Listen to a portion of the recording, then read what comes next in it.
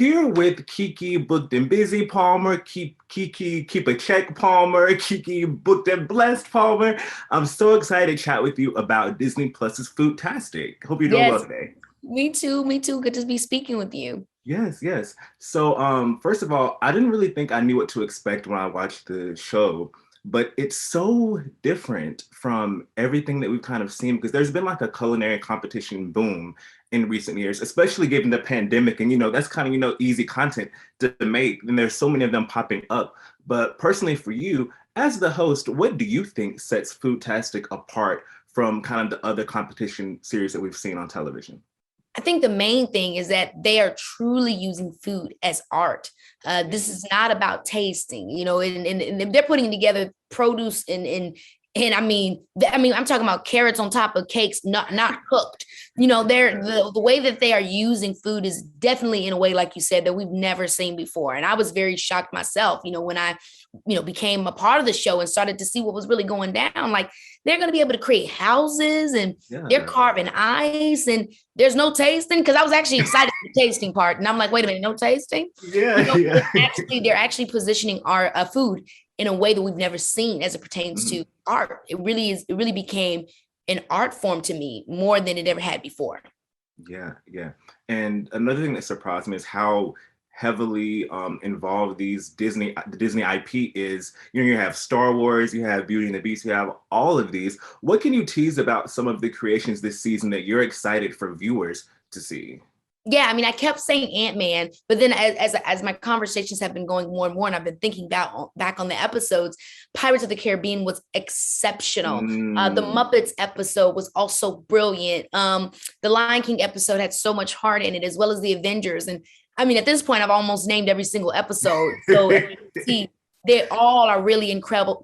I'm not kidding. And it's just, I just can't wait for the kids and the parents to watch together because everybody will be gagged. Yeah, yeah, for sure, for sure. And how does it feel to be back in your hosting bag? You're one of our beloved actresses, but you also kill it at the hosting game from back on BET to, GMA3 to, everything you're doing now. So how does it feel to be in the hosting atmosphere? Because I feel like you feel so at home when you're hosting stuff. Yes, you're 100% right. I really do love it. I really do enjoy it. I got that with GMA3 is also Disney and Disney Mhm. family. And so then for them to come around and give me this opportunity with Foodtastic, it just feels so awesome because, I started my career with them at 10 years old when I came out to Yeah. California from Illinois. So just for me to continue to have my own personal evolution and for it to be supported by the companies that I've worked with all these years, it really feels awesome. I love acting, but I do love being able to be myself and have fun. And I've always loved people and talking to people. They're my biggest inspiration for acting as well. So, one thing feeds the other. Yeah, yeah. And then speaking of that, in your hosting bag, but also in your Disney bag, is like you said, you started your career. I remember, jumped in like it was yesterday, and Yes. then you have Foodtastic, but then you also have the Proud Family, Louder and Yep. Prouder, coming soon. So how does it feel to be doing so much work with Disney? That seems like a artist's dream to like, Disney keeps you booked and busy.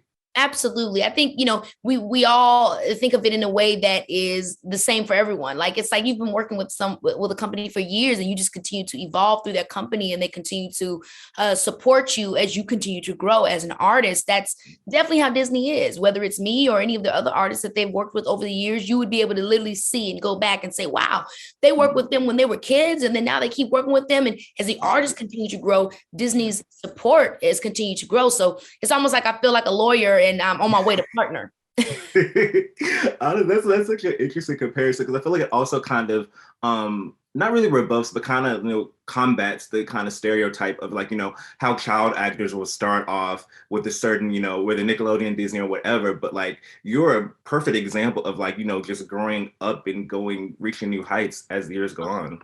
Thank you. I think it's a personal choice. A lot of child actors take time off, and then all of a sudden you see them as an adult. Like Shia LaBeouf did, where it's like, oh, whoa, he's gone for a couple of years and then came back with a vengeance. And Yeah. sometimes we just, decide not to continue. But I think the reality is when you do something as a kid, you evolve and you grow from that. And sometimes it Mhm. continues to grow in that direction, and other times it doesn't. Just like everybody, when you're a kid, you might have loved soccer, and then you decide, I don't think I love soccer anymore. Yeah. For me, I decided at 17 or 18 after my Nickelodeon show that I still loved entertainment and I wanted to continue to grow as an entertainer and, find my new voice as it pertained to the kind of art that I wanted to create.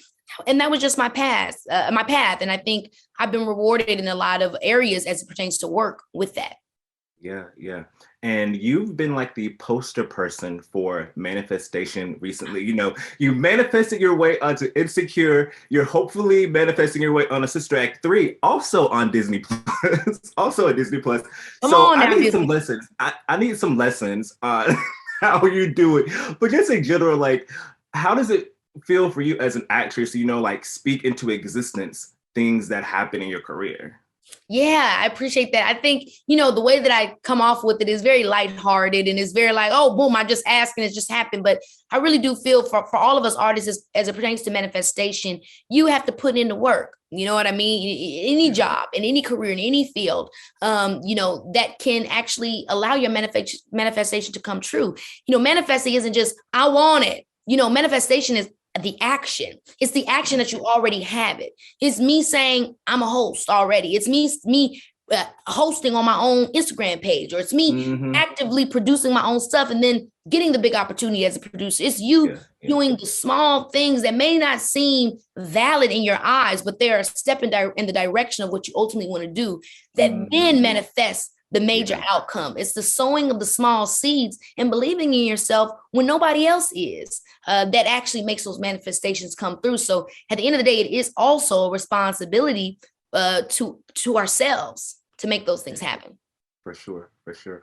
Well, thank you so much for taking time out of your day to speak with me, and I can't wait for everyone to see this show. It's perfect for the holidays, so I know a lot of people are going to binge it as when the holidays come. So thank you so much for talking to me. Enjoy the rest of your day. Thank you. You too. Thank you. Bye-bye.